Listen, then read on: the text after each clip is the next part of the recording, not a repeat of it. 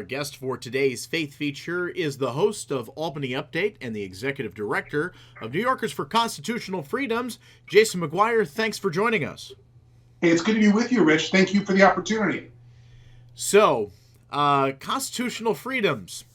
What a novel concept. After a novel coronavirus hits, all of the sudden, we have some issues and some concerns, and not just in New York State, but nationwide, but more specifically in New York State.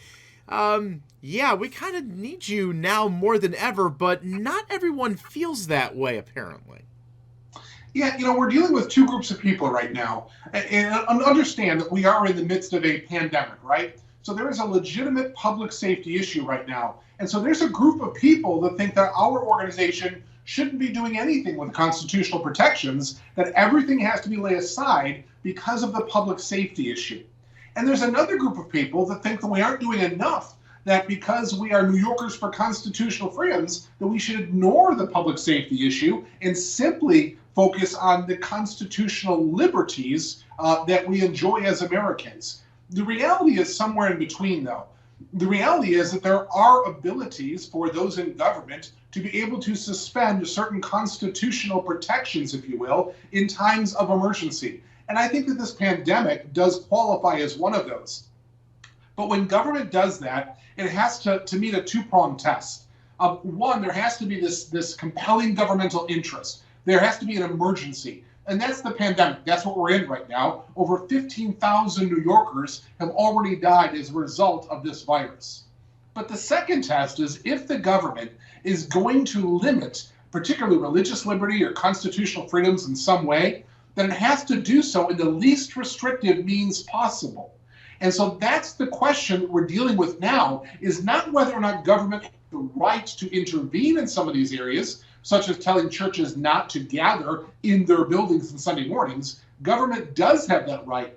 The question is that the least restrictive means of dealing and limiting this religious liberty issue? It's a very good answer, and unfortunately, very true, because from what I've seen on my personal Facebook and just with interactions from different people, we seem to be polarized on different sides of the issue, and that makes it difficult for rational discussion, because anyone who is still saying that this is a hoax or not that big of a deal, as you mentioned, we lost 15,000 people. That's more than what NBT Bank Stadium holds at full capacity. That is what the Pepsi Arena Times Union Center in Albany holds nearly at capacity. That's a lot of people, and we have to understand that, respect that, and yes, it is absolutely a true emergency in an unprecedented situation we've never dealt with in our lives. But especially with religious liberty, but also with other liberties as well, are some of these necessary? There has to be a check and balance somewhere, because if you set the precedent that, well, we have this emergency and people may die from this or die from that, or this is an emergency, all of a sudden you open up Pandora's box and we're no longer a free society, and we're no longer the United States of America.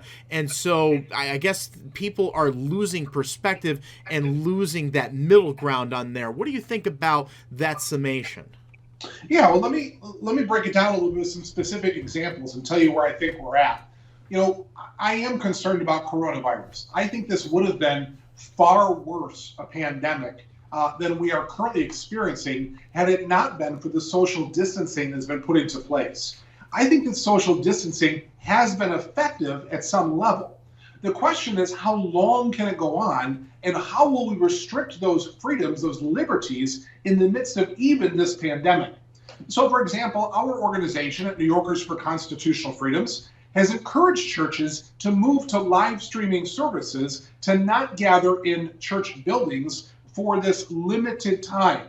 Now, I acknowledge that at some point that's going to have to come to an end. This can't go on forever. But at least short term, we've said recognize that government is a partner, not necessarily an enemy in this fight. There is a legitimate interest in government seeking to protect public safety in the midst of the COVID-19 crisis. Where I think government crosses the line, however, is when it has treated churches and pastors and ministries that are there to serve the communities as non-essential, as Governor Cuomo's recent guidance document has indicated. So, in other words, there are means in which Christians can gather in a safe manner. For example, they can meet in drive-in services in church parking lots. People can stay in their cars, they can keep the windows closed, they can still gather, and through the use of an FM transmitter or through a loudspeaker of some kind, they could participate in church services in church parking lots and still practice social distancing. But you have a case in Chemung County where the Republican Chemung County Executive Chris Moss has said that churches cannot meet in drive-in parking lot services. That is actually an issue that we have connected some churches in Chemung County with legal representation, and I think that County Executive Chris Moss may come up against the Constitution on this, and he'll soon realize that this is a government overreach. Why? Because his statement that drive-in services will not be permitted, while his effort is to protect the public safety, it goes too far. It is not the least restrictive means possible. He goes beyond the ability of protecting public safety in squelching religious liberty. If I can drive up to a fast food restaurant and get a meal out of the window, why can I not participate in a church service in my church parking lot?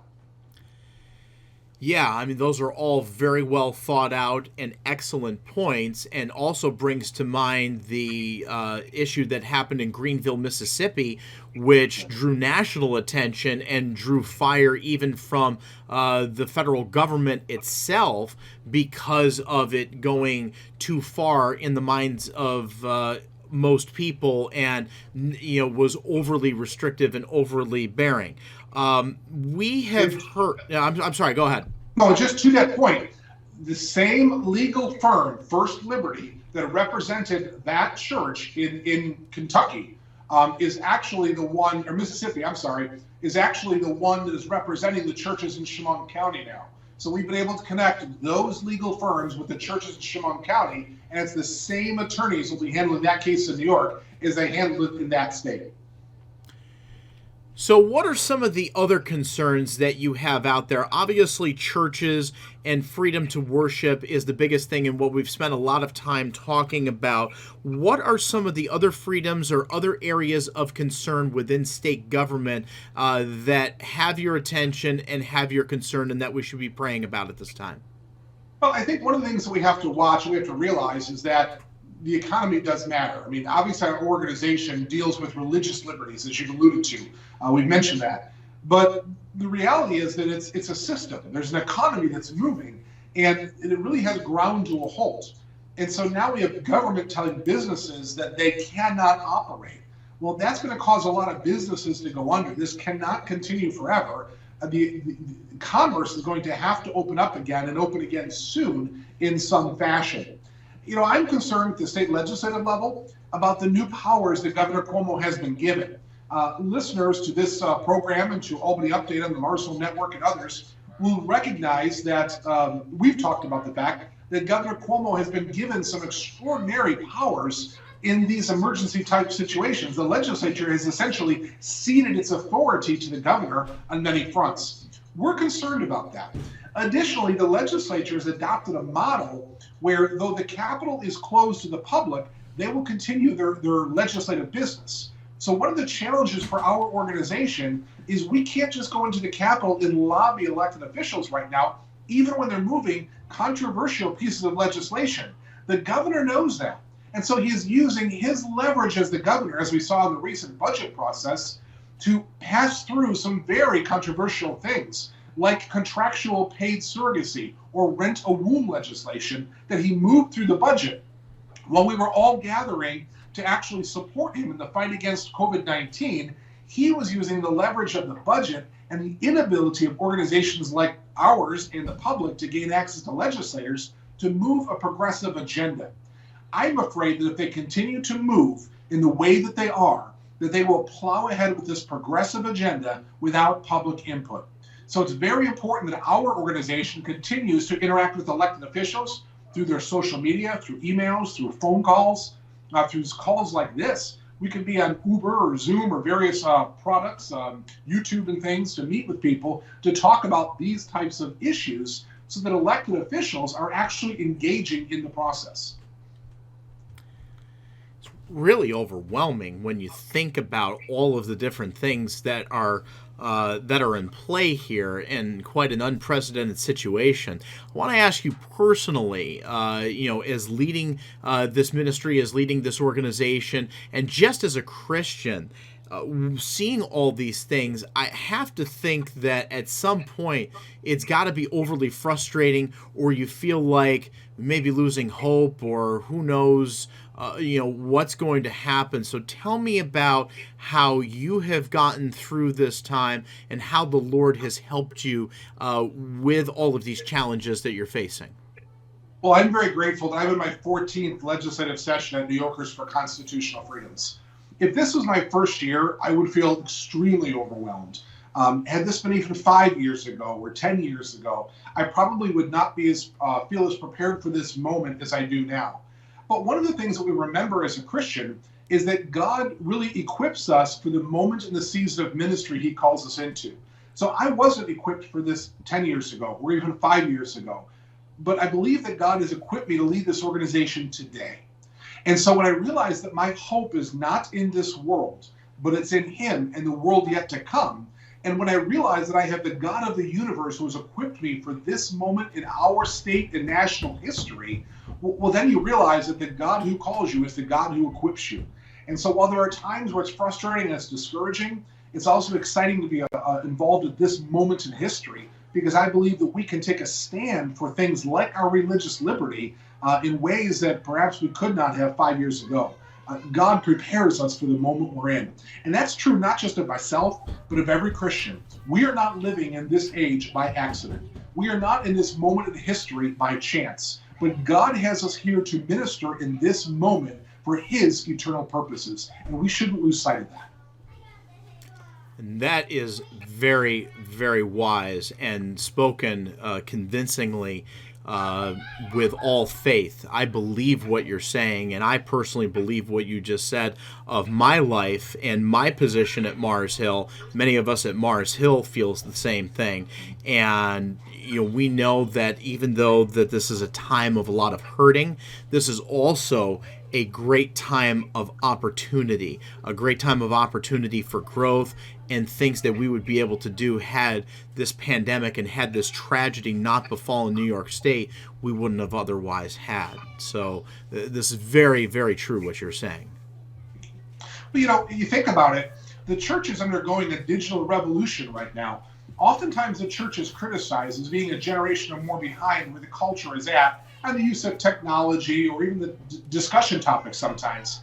And yet God has brought us to a modern day diaspora, if you will. We're experiencing this time in history in which we're told you cannot gather in church buildings, and so you will have to find alternative means to minister to your community. And so the digital age is born.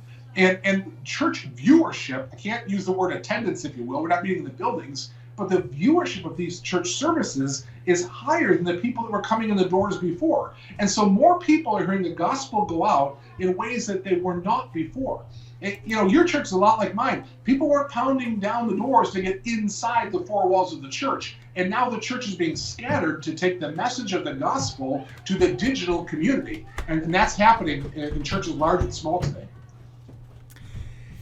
Certainly some hope in the journey for us as we go forward, and certainly a lot for us to pray on with Governor Cuomo and our elected officials as we hopefully continue to not only flatten the curve, but get off of this curve and back to where we were before, and hopefully recover from this as a society. Reverend Jason McGuire from New Yorkers for Constitutional Freedom and Albany Update, heard on the Mars Hill Network. Thank you so much for joining us via Skype for this Faith Feature.